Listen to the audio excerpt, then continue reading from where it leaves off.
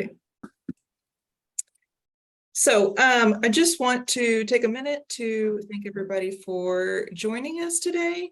I apologize if there's some dings popping up. I'm still admitting a few people as they come in, and it looks like we're actually getting a nice crowd this time. So I will be sure to mute myself and turn my video off so I'm not a distraction once Susan and Andrew start speaking.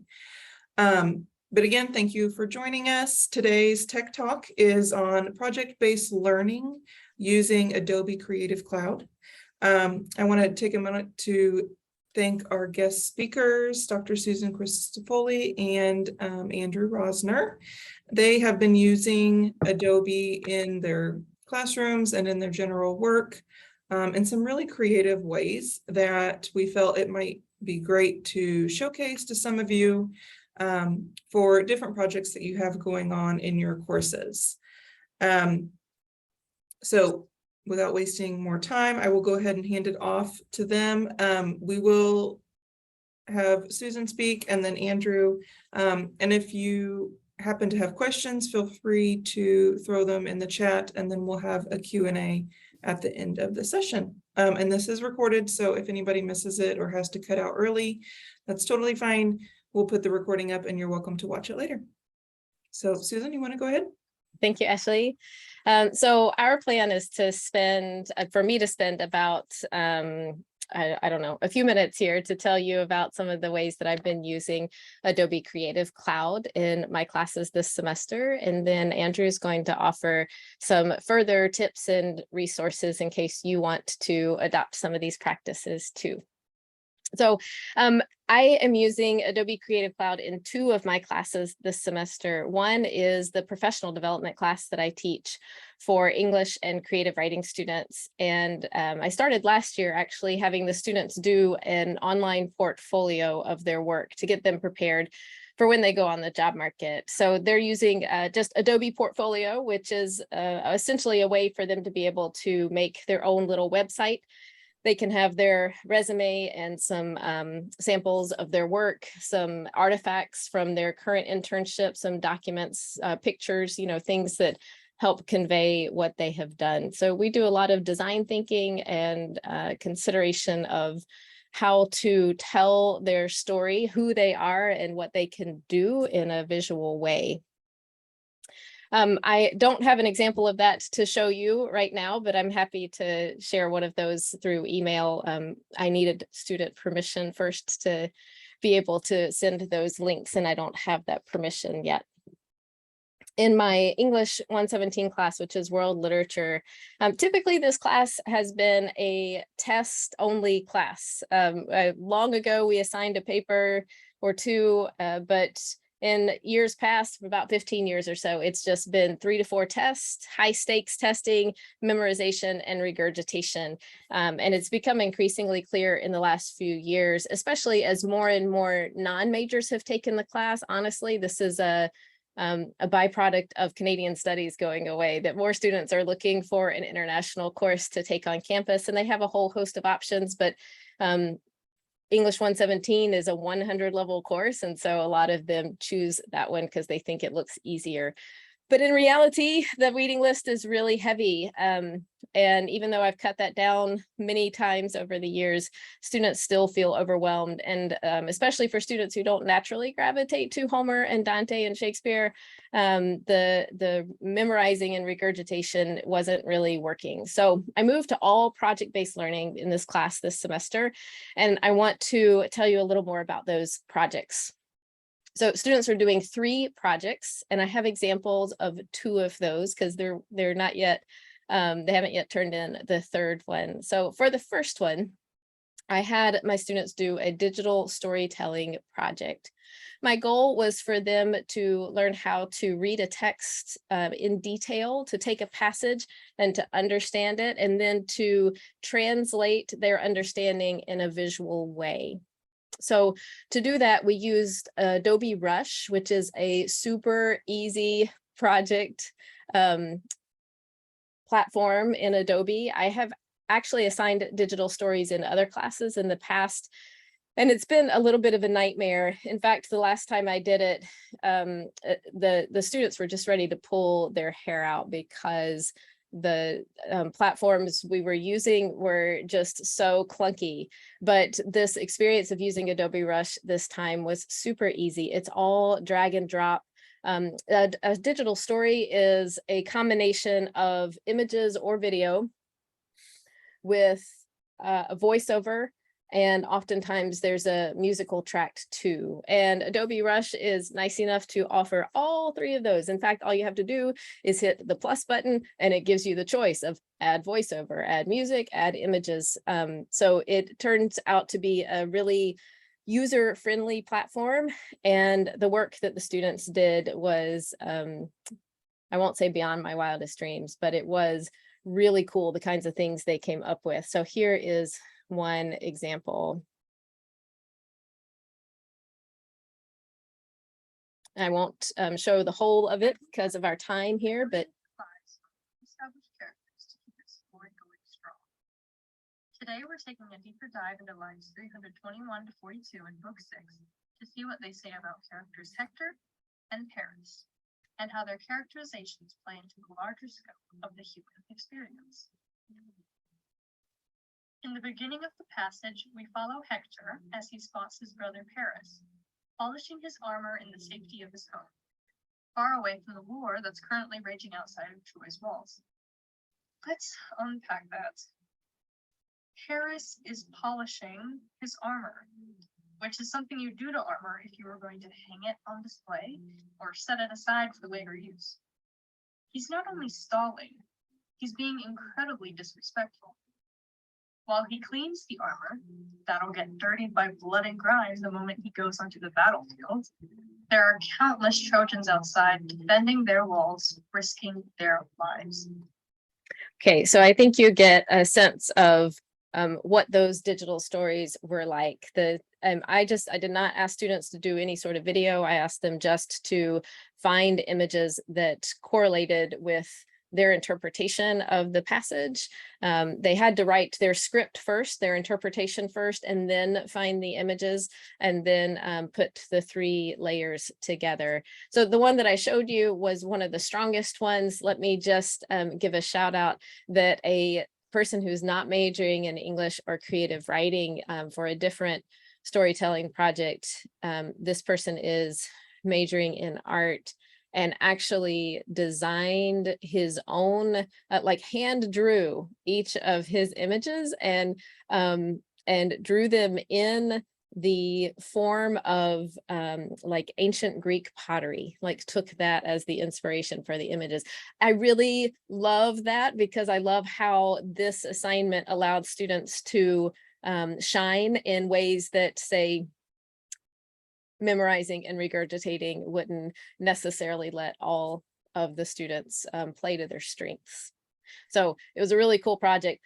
They were stressed about it because, you know, it was, none of them had worked with Adobe Rush before, but I think ultimately they came to understand that it was good. In fact, I know this because they had to write a reflection about their work, how they felt like the project went and what they got out of it, what they learned. And many of them said, oh, this, you know, I found it very easy to use, and I'm really glad to have this option, and I'm proud of what I've produced. So next project, so project number 1, digital storytelling project. Number 2 was an infographic. So I wanted to, in this class, we spend some time thinking about different historical, cultural, literary periods. And I wanted students to be able to put those up against each other and to better understand how they compared, how the cultures compared, but also how the authors are conveying their ideas in a way that reflects those cultures. So I gave them a number of different options, of different prompts that they could use, and they had to create an infographic to capture their ideas in a visual way. And I've got a few of those to show you here also. Excuse me. I'm hitting the escape button. There we go. Okay. By stalling to fight for a war eagle. Okay, so this person chose to compare Virgil and Homer and Ovid. The prompt there was, how do Virgil and Ovid build on Homer? Because that's 4 different epics that we've been discussing in class. And so they chose this sort of comparison model. Another student chose to think about the power of how transformation works, physical transformation. This is something we've talked about a lot in class 2, and this particular student tied it to power. It didn't always have to be a one thing versus another.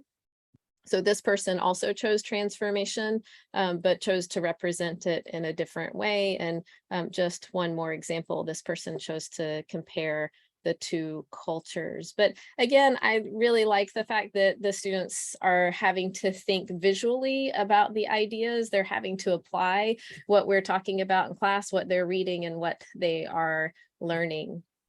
Project number 3, the one that's coming up this month, is my favorite. I'm super excited about it. They have to dive deeper into character analysis so that they understand a character and that character's motivation and how that character thinks. And their job is to create a week's worth of social media posts for that character.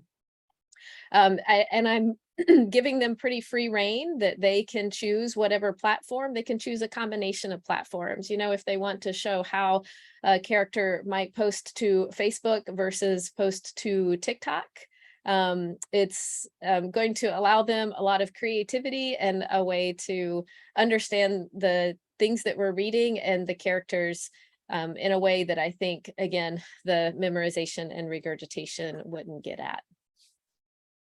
They have a final project at the end of the semester that allows them to choose any of the other 3 options: the digital story, the infographic, or the social media profile.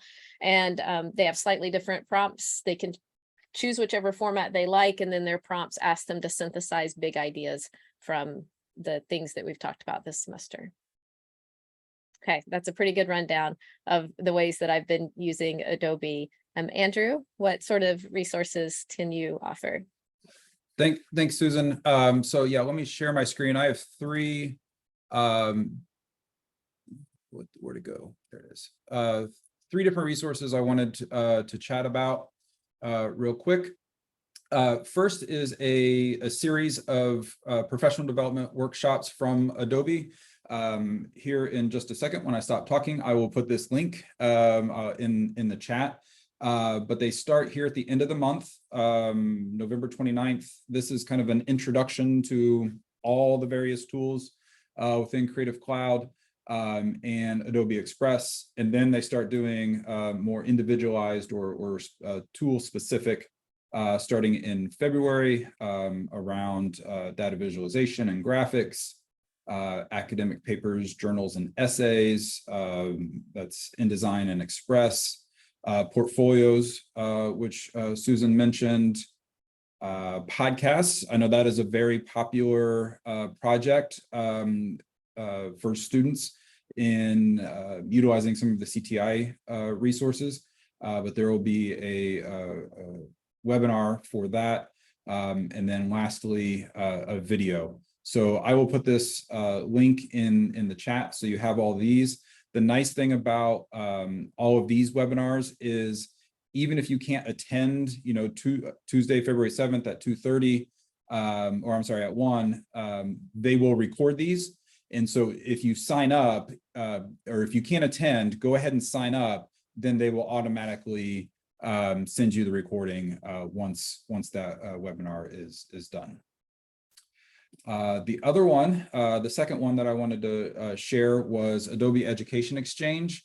What I wanted to highlight here and what I really like about Adobe Education Exchange are the teaching resources. They really focus on 2, maybe 3, but mostly 2 teaching resources and professional learning.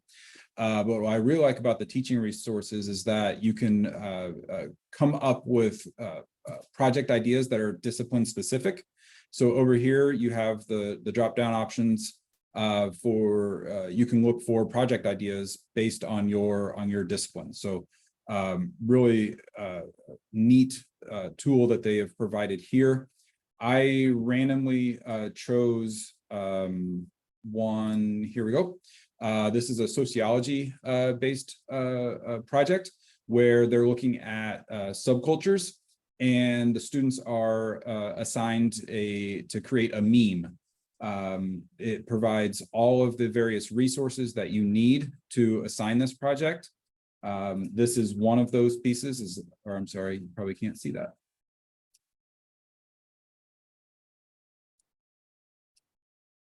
This PDF is one of those resources for that project. It gives you step-by-step instructions. It has videos that they can watch. Scroll down a little bit. It provides the rubric, which is really nice for the project. Outside resources, so articles. This is a starter pack. It's a type of meme subreddit for some more research. And then down at the very bottom, in a step-by-step tutorial for students to follow along to know how to utilize that specific tool. So really like Adobe Education Exchange for, again, discipline-specific project ideas. Go back to Chrome here. And the last one that I will mention, resources. Hopefully most of you know, but maybe not all. The college recently purchased licenses to Coursera. And so you all have access. I have 30 licenses, but you do have access to go in and search for all kinds of different content on there on Coursera. But what I highlighted here, I just did a quick search for Adobe, and then more specifically guided projects here, and it came up with, I think, 98 results for that. So Susan mentioned creating social media posts. Here is a guided project through Coursera that you could assign to your students. And what's nice about these guided projects, they're all less than 2 hours. And you can track how what your students are doing, making sure that they're completing those projects. And at the end, they have at the end of that 2 hour, those 2 hours, they have an artifact that they can turn in for assignment. So did want to highlight the Coursera options as well. If you're interested in utilizing Coursera in your classroom, just send me an email. Like I mentioned, we have 30 licenses, but they're transferable. So I can give you a license for a 2-week period of time, take back that license for your class and assign it to another course. So it really gives us some bang for our buck that those are transferable. I'm going to stop talking and put some links in the chat to all of these things, and happy to answer any questions that you all may have. Thanks so much, both of you. Yeah, we will open up for questions. Andrew, like he said, is going to throw some links in the chat. I will also throw a link in there that is kind of take and use lesson plans, similar to what Susan used in her courses for these projects that she talked about. So you can go on, copy the link to those instructional pages, and then just put them in your course and use them if you choose to. But we'll open it up to questions for a little bit, and we're about 10 minutes early schedule, so we have plenty of time for that. Justin, I saw your question in the chat about what platform did I use for the infographics. And I actually ended up not using an Adobe product because I was part of the Digital Fluency Summer Fellows program, which I highly recommend. It was instrumental in my ability to do these projects this semester. I went into the Summer Fellows program with the idea that I would just do all digital storytelling projects. And it was through a wonderful conversation with Sarah Summers that some of the other ideas, the infographic and the social media project idea came forth. And I think that the digital storytelling project's really cool, but I think doing that 4 times over would have gotten really old. So I'm glad for the variety. Anyway, in that summer fellows program, I played around with Adobe possibilities for infographics, and at the time was not impressed. They, as Andrew showed, they are suggesting that Illustrator is a good platform for that. I did not check out Illustrator, so I directed my students to using Canva and Pictochart and a site called Visme, V-I-S-M-E, and let them choose which of those 3 that they wanted to use. Thank you.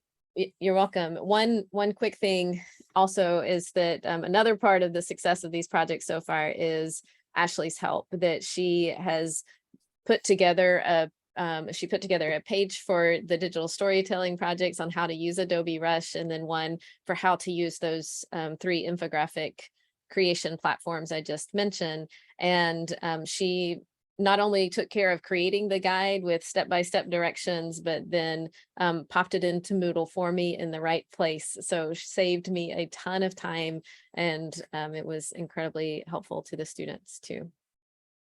I know. I will say for that last project, the social media project, I'm having students use Adobe Express. And that is, if I can share my screen really quickly, you can see here that Adobe Express just has these lovely templates. You know, you can just click that you want to do a social media post or a story, and everything is already formatted correctly, and they've got templates that you can use. So it makes it really easy for the students. Susan, you mentioned that when the digital storytelling, you have them start with the script. Do you give them feedback on the script before they start? And do you do the same thing with the text on the infographic? Do they sort of run that by you before they put it together? For all 3 projects, I'm having them have a touch point of some sort before they turn in the final thing. And that little touch point is a small part of their grade. But yes, they turned in a draft of their script. I can't remember the timing of it, a week or 2 ahead of time. And I gave them feedback on that, on how to refine it, or said, you're good to go. You know, you might want to think about this. They turned in the script, and then they also had to turn in a second part where they marked up where their transitions would be from one image to the next, and where they indicated what sort of image they were going to search for to illustrate that concept. For the infographic, I had them turn in just a hand-drawn sketch and told them it was fine if their final version didn't look exactly like that, but I wanted them to do some of that design work on paper before they got into the thousands of options that exist on Canva and Pictochart and Visme, where they would get overwhelmed and that their ideas could possibly get lost in the design. And then for the social media, they have to tell me which character and which platforms. Okay, thanks. You're welcome. I want to thank you both for all this amazing information and inspiration. Susan, I was wondering, and you kind of, I think, answered it with Ashley's help. How much time did it take in class, or was it all out of class, for students to learn about, especially Adobe Rush and doing the digital storytelling? Because I could see myself like lots of opportunities to do this in class, but having that heads up of this is how much you have to dedicate to make the project happen. I've dedicated a day for each of the projects in class for learning and prep. Now, with the caveat, you know, when we had the day for the infographics, I had them look at the guide that Ashley put together, and then to play around with the 3 and decide. And, you know, by the end of class, they had picked one and were starting to work on that. And I was walking around the room to help. But my point at the end of class to them was, you know, okay, the deadline is this far away. And I think you can see that the 30 or 45 minutes you've had to start on this in class is like, you're not going to be able to throw this together at the last minute. So make sure that you're budgeting your time adequately.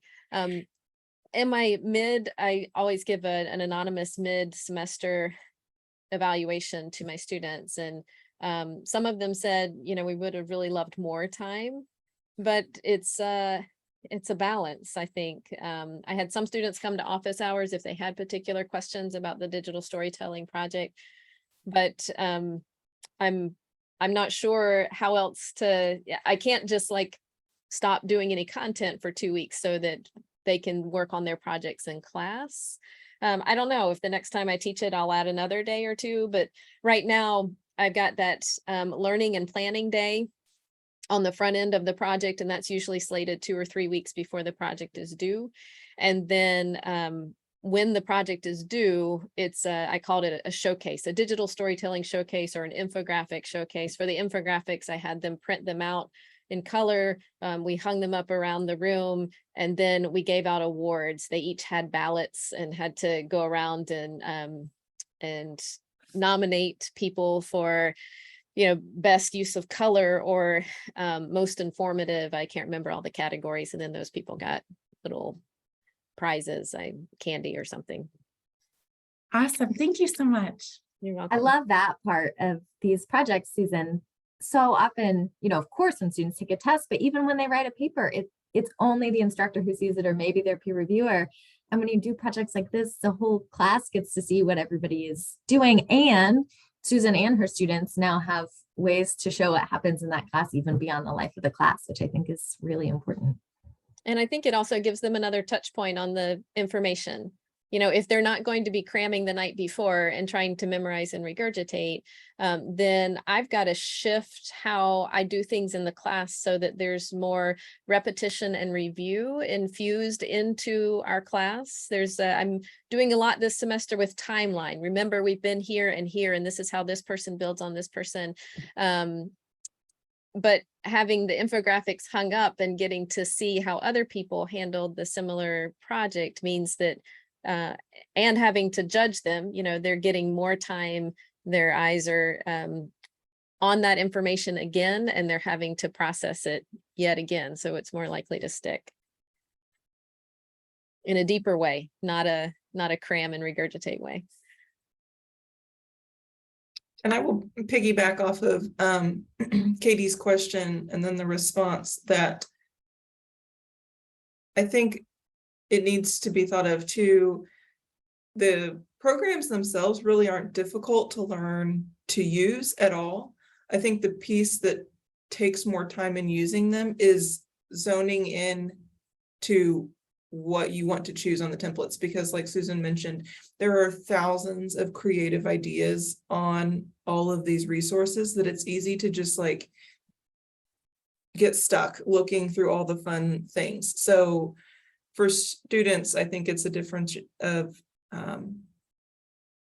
them realizing, okay, I'm going to have to take the time to not go crazy on the colors or the pictures or changing or this and that. So it really depends on the student personality of how long it will take them to complete the project. Because I know I personally can spend hours on Canva or Express, all of the places. So it's a student thing too. I will say one more quick thing. I'm not trying to negate anybody's questions here, but in that mid-semester feedback, a couple of students just volunteered. The question was not, what do you think about these projects? The questions were, what's helping your learning in this class? What could change to help your learning better?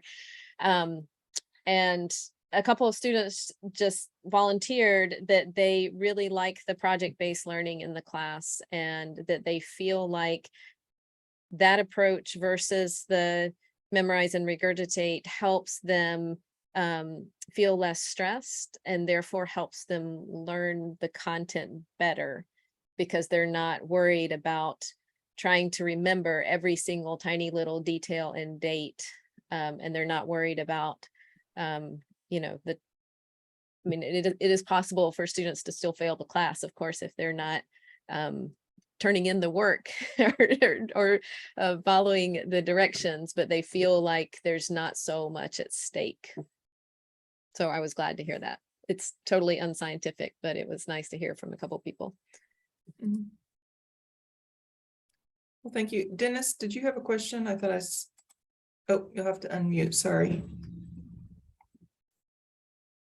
Here we go. There we go. Can you hear me now? Mhm. This is a question kind of broadly to everyone, really, and it was sparked by you, Susan, saying that you were taking several weeks, or at least several class sessions for this particular assignment.